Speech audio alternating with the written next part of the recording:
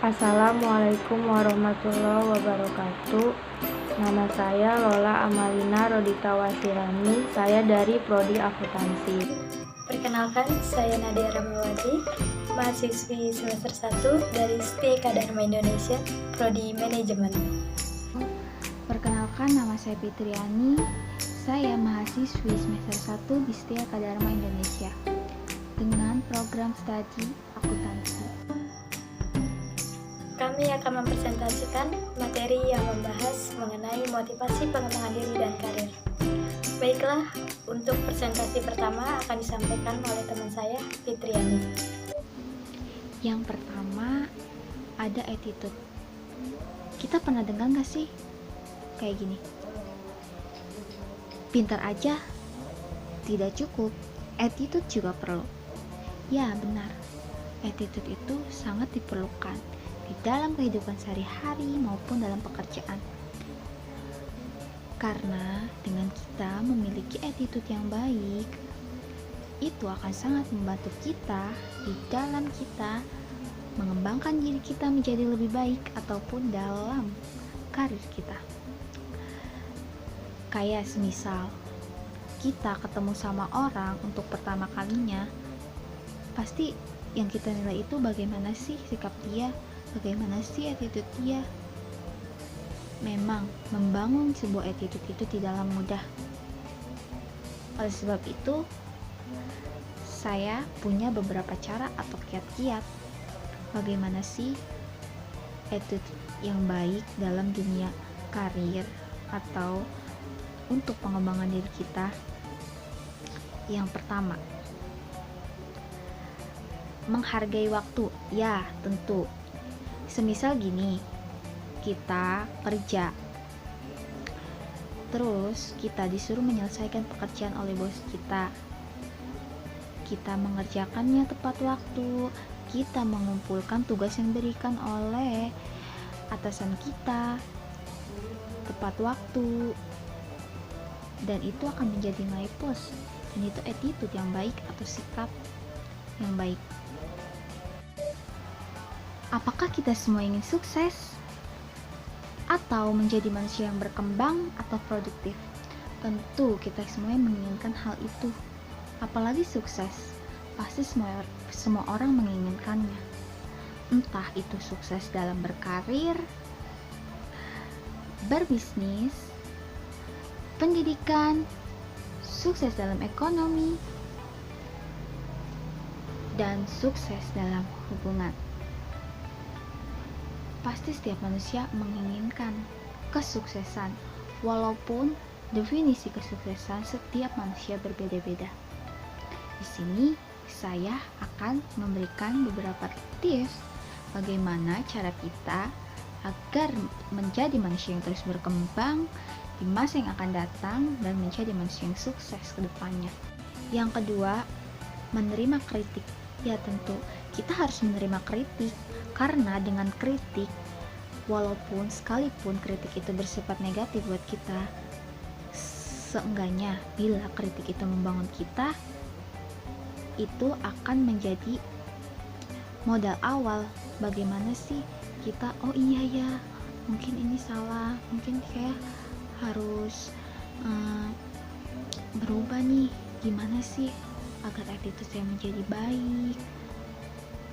Dengan adanya kritik itu sebenarnya bisa membangun kita sih, bisa agar kita itu bisa introspeksi diri kita.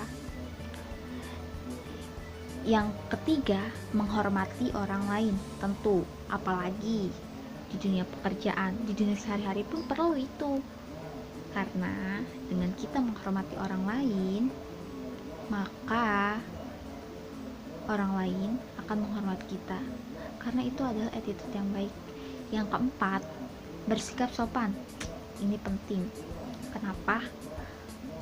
Karena dengan kita sopan, orang walaupun baru pertama kali melihat kita, hanya kita memberikan senyum, misalkan senyum, menyapa pada atasan kita atau teman-teman rekan kita di dunia pekerjaan, itu adalah sebuah attitude atau nilai plus buat kita.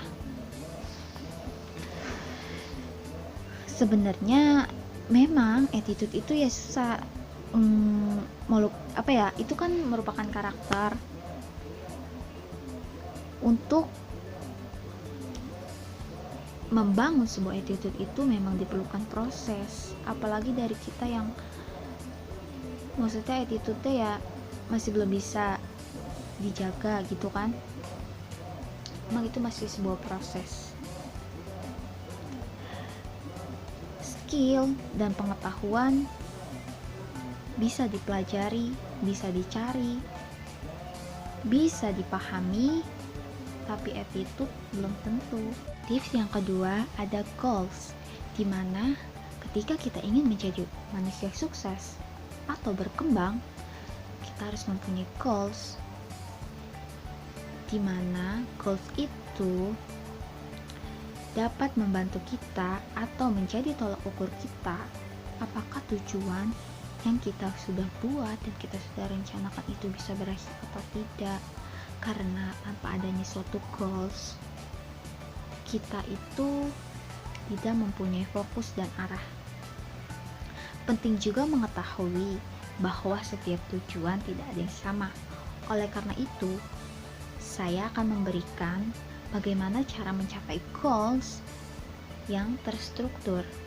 Contohnya dengan SMART setting, di mana S-nya adalah spesifik, di mana tujuan atau mimpi atau impian kita harus khusus dan jelas. Contohnya, saya ingin menjadi seorang akunting. Kiat-kiat apa saja yang akan saya lakukan agar impian saya ini tercapai? Yang M, measurable atau terukur, dimana bisa terukur dengan waktu atau agar impian kita ini apa sih manfaatnya untuk orang lain. Ya terukur gitu, misalkan kayak kita harus menjadi seorang akunting. Yang ketiga atau yang A, achievable atau bisa dicapai. Ya tentu kita bisa mencapai karir sebagai akunting dengan action kita apa? Misalkan latar pendidikan kita SMK, berarti dengan kita ingin menjadi seorang akunting, kita harus berkuliah dulu. Yang R, realistis, ya harus realistis. Tujuannya harus realistis, relevan, itu harus sesuai apa background kita, apa keinginan kita. Yang terakhir ada time range, batasi waktunya. Misalkan sekarang kita sebagai operator produksi, terus kita pengen nih menjadi seorang akunting, tentu kita harus kuliah dong. Dan kuliah itu S1 ekonomi atau menjadi seorang akunting harus S1, berarti batasi waktunya. Misalkan dalam waktu 5 tahun atau 4 tahun atau 3 tahun setengah, saya harus sudah ada di posisi sebagai akunting. Dimana dengan kita menerapkan SMART setting ini dengan baik, insya Allah akan terlaksana. Pikiranmu akan mempengaruhi kehidupanmu. Ya, artinya bahwa pikiran kita dapat menjadi sahabat atau bahkan sebaliknya, menjadi musuh bagi kita. Pikiran mungkin terlihat begitu sederhana, tak nampak dan tak terlihat oleh mata. Namun, pikiran kita sendiri dapat merusak kehidupan kita apabila kita tidak bisa mengontrolnya. Contoh, kesalahan dalam berpikir akan mengarahkan seorang untuk memandang sesuatu dari sisi negatif, sehingga seakan muncul tidak ada nilai kebaikan pada orang lain, karena sudah diawali dengan persepsi yang seujon atau buruk sangka. Namun, jika kita berpikir dengan pikiran positif, maka dampaknya yang keluar adalah kata-kata positif juga. Dan kata-kata positif itulah yang akan menjadi pemacu dan pemicu semangat kita untuk meraih apa yang kita inginkan. Begitupun juga jika kita berpikir dengan pikiran-pikiran negatif, maka yang keluar adalah ucapan atau bahkan tindakan yang destruktif pula. Maka dari itu, berhati-hatilah dengan pola pikir dan mindset kita, karena semua berawal dari pola pikir, dan itulah yang akan mempengaruhi keseluruhan hidup kita. Dan banyak orang yang belum menyadari bahwa begitu penting untuk membangun sebuah kesadaran dan kekuatan yang berasal dari pikiran. Begitu banyak orang yang mengejar sesuatu itu di luar, yang tampak jelas seperti materi real dan dapat digenggam. Namun, mereka melupakan bahwa kekuatan dibentuk berasal dari dalam diri masing-masing. Membiasakan diri untuk berpikir bisa atau mampu dan pikiran aneka positif lainnya memang tidak mudah. Semua butuh proses dan waktu yang tak sebentar. Ibaratkan seorang bayi sejak lahir, gak mungkin kan dia langsung bisa berjalan. Semua butuh proses sampai akhirnya dia bisa merangkak, berdiri, berjalan, dan berlari. Apakah kita pernah melihat si bayi bosan untuk belajar? Tentu tidak kan? Mungkin si bayi akan menangis sebentar saat terjatuh. Tapi lihatlah, ia akan bangkit kembali dan mengulangi targetnya untuk bisa berjalan dan berlari. Karena dengan kemampuan berjalan dan berlari, ia bisa mandiri untuk menjalani hari-hari bermainnya sendiri. Tanpa tergantung pada orang lain, tanpa tergantung pada orang tua. Selanjutnya ada support. Oke, apakah support itu penting untuk pengembangan diri kita atau dalam suatu kesuksesan? Tentu support itu sangat penting, karena dengan adanya support kita bisa lebih bersemangat. Support bisa dari mana saja, terutama dari diri kita sendiri, karena diri kita sendiri yang menguatkan kita. Bisa dari orang-orang terdekat kita, sahabat kita, orang tua kita, teman-teman kita, dan orang-orang terdekat kita. Atau support yang paling baik adalah support dari Sang Maha Pencipta. Pernah gak sih kita tuh ada di posisi yang down? Terus apa sih nih yang menjadi support kita? Apa sih? Kita udah ada di titik ini nih, jangan sampai down, ayo maju. Pasti di dalam diri kita itu selalu kita ngomong seperti itu. Kalau saya seperti itu ya, maksudnya ayo dong, jangan lemah, bangun, bangkit. Ayo, kamu boleh meneteskan air matamu hari ini, tapi lalu bangkit lagi. Saya punya satu status gini: jadikan kegagalanmu sebagai motivasi, bukan sebagai racun pembunuh semangatmu. Karena dengan kita bersemangat untuk mengembangkan diri kita, untuk meraih kesuksesan kita, dengan dukungan doa orang-orang terdekat, insya Allah semua akan menjadi mudah. Semangat! Selanjutnya ada performance atau produktivitas. Bagaimana sih kiat-kiat kita untuk mengembangkan diri kita menjadi manusia yang mempunyai produktivitas tinggi atau performance atau kinerja yang baik? Ada beberapa kiat-kiat yang bisa kita lakukan untuk meningkatkan produktivitas kita. Yang pertama, mengurangi gangguan. Gangguan dalam bentuk apa? Bentuk apa saja? Contohnya handphone atau smartphone. Ketika kita lagi mengerjakan tugas, terus ada notif WA misalkan berbunyi di handphone kita, pasti kita buru-buru lihat kan? Karena kita tidak mempunyai prioritas, pasti kita buru-buru lihat. Kita mainin handphone sehingga dapat mengganggu waktu kita, dapat mengganggu tugas yang kita kerjakan, sehingga produktivitas kita menurun. Yang kedua, fokus one by one. Kebanyakan dari kita berpikir bahwa kita bisa mengerjakan pekerjaan dalam satu waktu secara efisien dan dapat produktivitas yang tinggi. Padahal itu tidak baik. Lebih baik kita fokus mengerjakan satu hal. Dan yang ketiga, ada prioritas atau mempunyai prioritas. Dimana kita harus mempunyai prioritas. Semisal kita harus mengerjakan tugas dulu nih, ada notif WA. Kalau kita udah mempunyai prioritas, tugas kita harus selesai, baru kita boleh main smartphone.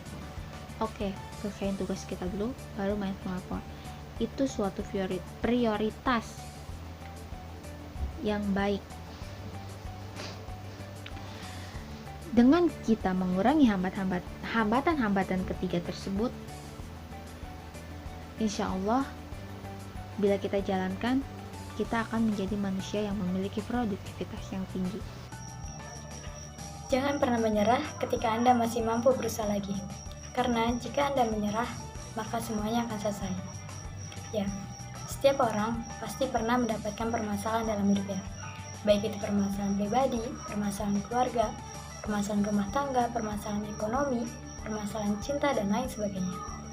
Seseorang yang mengalami hal itu biasanya dibayang-bayangi oleh perasaan putus asa, putus harapan, depresi, kemudian memilih menyerah daripada harus menghadapi kenyataan yang menyedihkan dan menyakitkan. Kata jangan pernah menyerah bisa menjadi pengingat sekaligus dorongan agar kita tidak berhenti di tengah jalan dan terus melanjutkan perjuangan untuk mencapai tujuan. Ada kalanya pada satu titik kita ingin menyerah, berhenti, dan tak lagi melanjutkan. Padahal kita nggak pernah tahu, bisa jadi sebentar lagi kita mencapai garis finish untuk menuju tujuan yang ingin kita raih. Namun karena terlebih dahulu menyerah, akhirnya kita tidak akan pernah sampai pada tujuan. Contoh permasalahan dalam karir. Untuk mendapatkan karir yang kita inginkan, tentunya kita harus melanjutkan pendidikan tinggi. Lalu bagaimana jika keadaan ekonomi kita tidak mencukupi untuk membiayai kuliah? Tentu kuliah itu bukan tentang kita mampu atau tidak, melainkan kuliah itu tentang kita mau atau tidak. Banyak di luar sana orang yang mampu atau memiliki uang yang cukup untuk membiayai kuliahnya. Namun, dia memilih untuk tidak melanjutkan pendidikannya karena pada dalam dirinya tidak ada kemauan. Beda dengan orang yang memiliki kemauan yang tinggi dan niat yang kuat. Apapun rintangan atau kesulitan yang dihadapi, baik itu biaya, waktu, dan lain sebagainya, dia bisa hadapi. Terlebih untuk seorang perempuan, memang tidak bisa terelakkan dari dapur dan keluarga. Dan itu memang benar. Tapi saya percaya bahwa anak yang cerdas dan baik budi pekertinya datang dari didikan sang bunda. Maka dari itu, untuk seorang perempuan, kuliah bukan hanya sekedar nilai yang tertulis, melainkan nilai yang bahkan tidak ternilai harganya. Masa depan kita tidak tergantung dengan keadaan, tetapi masa depan kita tergantung oleh keputusan. Kalau kita tidak berani untuk mengambil keputusan yang serius untuk mengerjakan apa yang kita rencanakan, maka kita tidak akan mendapatkan kehidupan yang lebih baik. Hidup kita pun gak akan berubah. Lalu, bagaimana jika keputusan yang kita ambil adalah keputusan yang salah? Tentu, tidak ada yang namanya kesalahan. Semua itu adalah pembelajaran. Karena kesalahan adalah ruang untuk kita terus belajar. Dan kesalahan yang paling besar bukanlah kegagalan, melainkan berhenti dan menyerah sebelum mendapatkan keberhasilan. Di sini saya akan memberi sedikit quote atau sedikit motivasi dari gambar yang ada. Gambar yang pertama di sini gagal itu urusan nanti. Yang terpenting kita berani untuk mencoba dan terus mencoba. Jadi artinya di dalam mencapai impian, goals atau tujuan kita itu memang selalu ada yang namanya kegagalan, entah itu kecil ataupun malah kegagalan yang besar. Jadi mindset yang bisa kita tanamkan di dalam diri kita ialah saya mampu, saya bisa melalui semua ini sampai saya bisa mencapai tujuan atau impian. Jadikan kegagalan yang lalu itu sebagai contoh yang seharusnya tidak terulang lagi ke depannya. Dan jadikan kegagalan itu sebagai motivasi diri supaya berubah menjadi lebih baik lagi. Dan jangan sampai ya di pertengahan jalan nih atau bahkan di awal jalan menuju kesuksesan kita udah membatasi diri sendiri gitu. Kayak misalnya gue gak bakalan mampu nih, gue gak bakalan bisa nih kayak dia, hanya membatasi diri gitu. Jadi cobalah gitu, lampaui diri sendiri, percaya diri bahwa kita tuh mampu gitu. Kemudian gambar yang kedua, hadapi segala rintangan dan jangan pernah hilang harapan. Karena ketika kamu masih memiliki harapan, disitulah kamu memiliki masa depan. Seperti itu. Artinya di sini ini masih terhubung sih dengan yang pertama.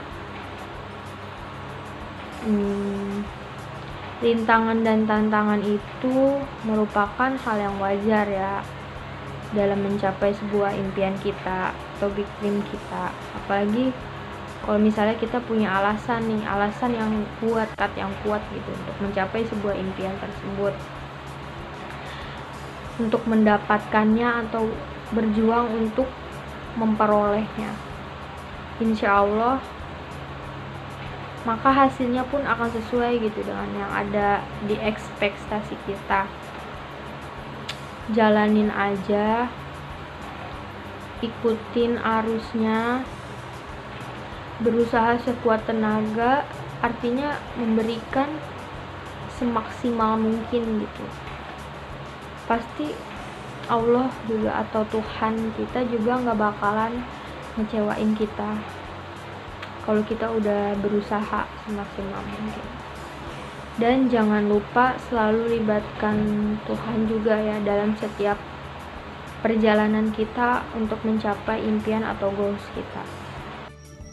Semangat ya, ada cita-cita yang harus diwujudkan, ada masa depan yang harus dipersiapkan, dan ada orang tua yang harus dibahagiakan. Sekian presentasi yang kami sampaikan. Apabila ada tutur kata yang salah, kami mohon maaf atas segala kekurangannya. Terima kasih. Assalamualaikum warahmatullahi wabarakatuh.